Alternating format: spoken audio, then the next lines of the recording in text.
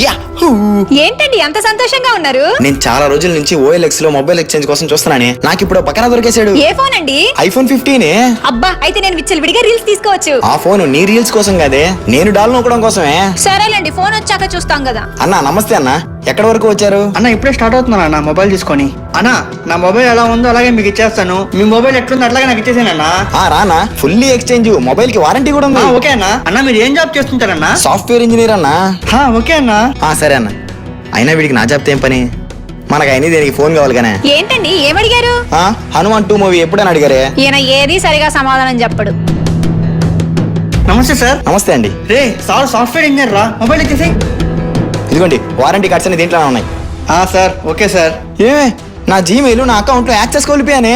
అయ్యో, మీ పాత మొబైల్ ఇచ్చినప్పుడు అన్ని డిలీట్ చేసి రీసెట్ చేయలేదా? డిలీట్ చేసానే, రీసెట్ చేయలేదు. మీరు మొబైల్ అమ్మేటప్పుడు లేదా ఎక్స్చేంజ్ చేసుకునేటప్పుడు మినిమం 3 times రీసెట్ చేయండి. జాగ్రత్త.